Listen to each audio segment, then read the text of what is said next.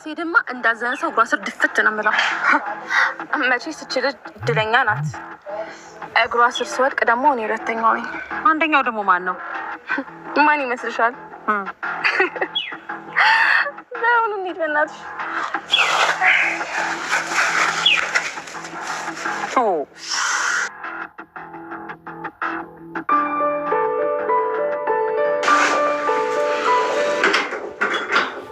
አባዬ የኔ ልጅ ኤደንም እኮ እዚህ ቤት ልትመጣ ነው። ምን እንዴ? አባዬ አንተ ካልፈለክ ሊቀር ይችላል። በእኔ በኩል ግን ችግር የለብኝም። ቆይ ለእናቷ ብለታ ብለሽ ነው ይሄን እያደረግሽ ያለሽው? ወይዘሮ ዝናሽን ከቤት አባራታለች። ብታይ ምንም ሰው የላትም አባ። ከዚህ በፊትም ያው ሰው በሌላቸው ሰዓት ላይ እኮ ችላ ብለናቸው ነበር። እንዴ እኛ ሁሌ ክፉ መሆን አለብን እንዴ አባዬ? ሰላም ሰላም፣ ውድና የተከበራችሁ የናሆሜን ድራማን ተከታታይ ቤተሰብ ሰላም ሰላም ብለናል። ሰላማችሁ በዚህ ተረፍረፍ ይበልልን እያለን ናሆሜን ይዘን ከች ብለናል። ላይክ ሼር ሰብስክራይብ እያደረጉ ቤተሰብ ይሁኑ። ዛሬ ላይ ናሆሜን በጣም ታሳዝናለች። ለምን ይሆን እንደዚህ ፈተና እየበዛባት ያለችው? ወይዘሮ ገነት እንግዲህ ሁሉንም ነገር በግልጥ አድርጋለች። ለይኩን አሁን ላይ አደጋ መድረስ የለበትም። በአሁን ሰዓት ላይ ምንም መሆን የለበትም። ለይኩን ሚስቱን ገመና ሲያቅ ራሱን ስቶ መውደቁ በጣም ያሳዝናል። ለይኩን የዋህ ነው፣ ምንም እንዲደርስበት አይገባም።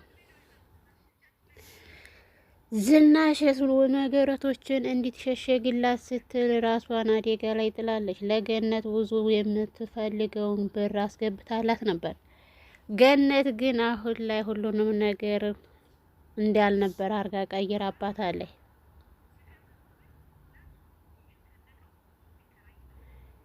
ገነት ይሄን ሁሉ እያደረገች ያለችው ለልጇ ስትል ነው። ለልጇ አሁን ላይ ቆንጆ ቤት ተከራይልሻለሁ፣ ላንቺ ስል የማልፈነቅለውና የማላደርገው ድንጋይ የለም ትላለች።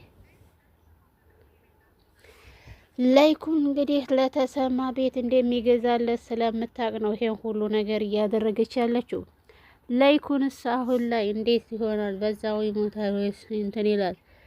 ተሰማ አሁን ላይ ናሆሜን ቢጠላትም ሁሉም ነገር ግን እንትን ይላል። የገነት ማስመሰል ግን በጣም እየቃለ ይመጣል። ናሆሜን ስትመጣ ነገራቶችን ሁሉ እንትን ትላለች።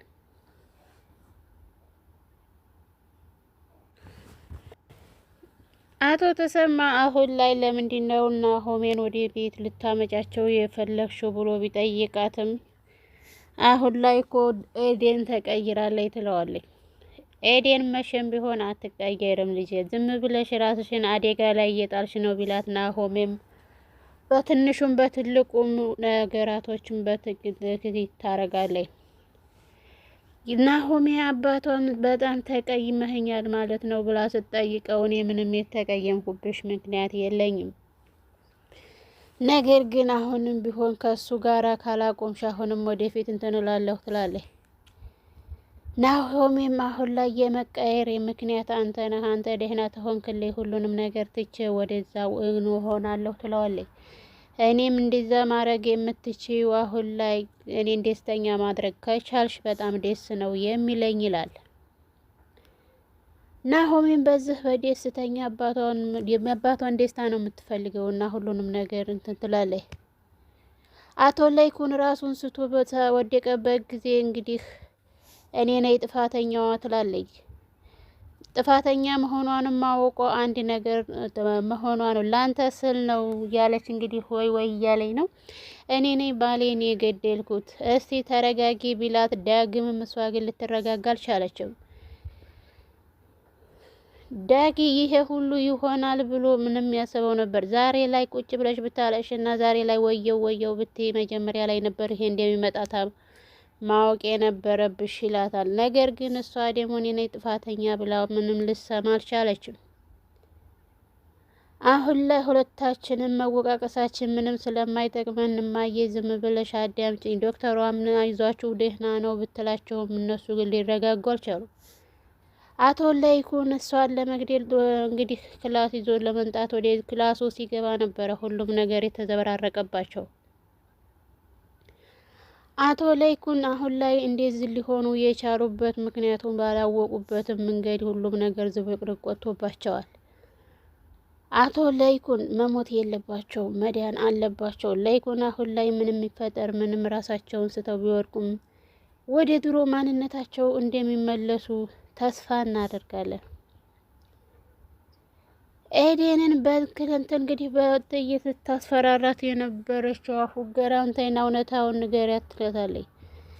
እውነትና ሆሜ እኔ እንዲገባር ለምን ፈቀደችለት? እንዴት ነው ትዋናውን እንዴት ታረገዋለች? ትላታለች። እንዴ ማየ እንዴ ጉድ እኮ ነው ትተውነዋለሽ አይደል እንዴ? እኔ ግን እንደዚህ አልጠበኩም ትላለች። ወይዘሮ ዝናሽ ደግሞ አሁን ላይ የራሷ ጉድ እንዳይወጣባት በጣም ፈርታ ነበር። ዱርዬ እንግዲህ ከቀጠረችም የራሳችንን ብር እሷ የሰጠችውን ብር እሷ ነው ትላለች። ታይሻለይ ቤት አቶ ለይኩን ለተሰማ ሊገዛለት ነው ብላ ስላሰበች ነው ይሄን ሁሉ ነገር እያደረገች ያለችው። ኤዴን እንኳን ሰው ሲያገኝ ለካ ወዲያጁ እንትን ይላል ማለት ነውና እንዴ አሁን እውነትም አባቴ ማለት ጀመረች። እናትም ሆነ እናትና ልጅ አንድ አይነት ይባላል። ይሄ ነው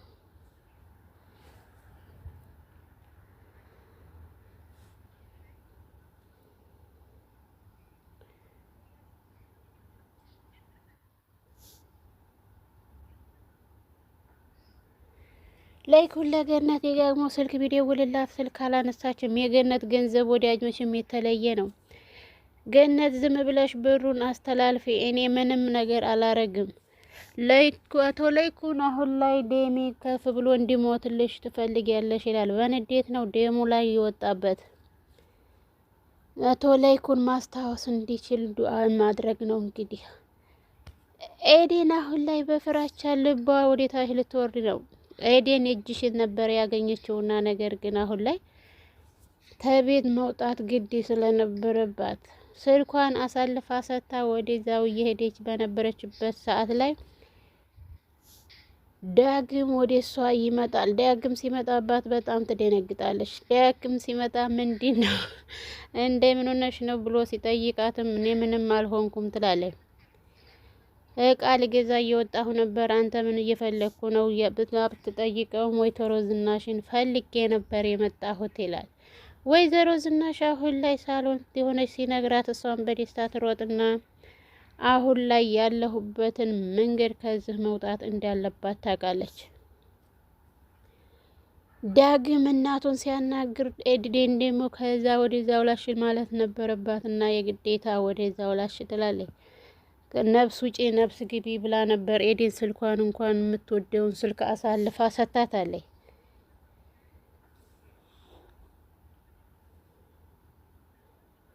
ዳግም ለምንድን ነው እንደዚህ እያደረግሽ ያለሽው ብሎ እናቱን በወቀሳ እንትን ይላል። ልጄን የላንተ ብዬ ነው ይላል። አረ ምንድን ነው የኔ ነፍሰ ገዳይ እናት፣ እኔ እንደዚህ መሆንሽን አላወቅኩም ነበር ይላል። እኔ ምን ብዬሻለሁ? እኔ ነፍስ ግዴልኝ ብዬሻለሁ? እንዴት አንተን በጎረምሳ ታስደበድባለይ ብዬ ስለተናደድኩኝ ነው እያለ እንግዲህ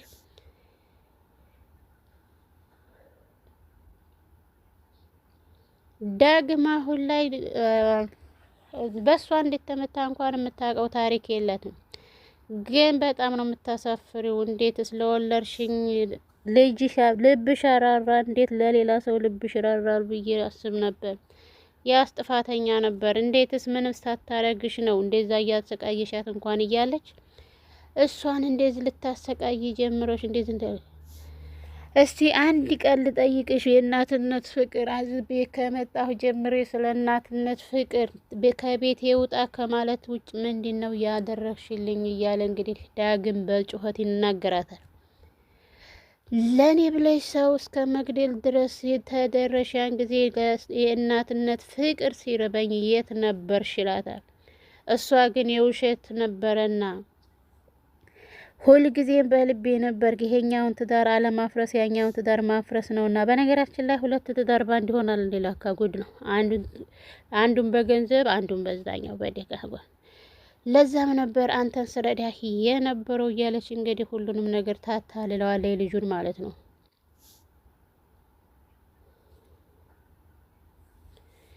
እንዴት የእናትነት ፍቅር በገንዘብ ትለኪያለሽ?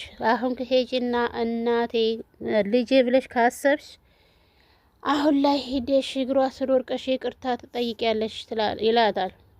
እኔ ዝናሽ ነኝ ወይ እሷ እግር ስር የምወድቀው ብላ እንግዲህ ድራማዋን ትቀጥላለች። ውድና የተከበራችሁ የቻናሌ ቤተሰቦች ሰላም ሰላም ብለናል። ሰላማችሁ ብዙ ተተረፍረፍ ይባልልን፣ አገራችን ሰላማን ይመልስልን እያልን አሁን ዘንካቸው ላይክ፣ ሼር፣ ሰብስክራይብ እያደረጉ ቤተሰብ ይሁኑ።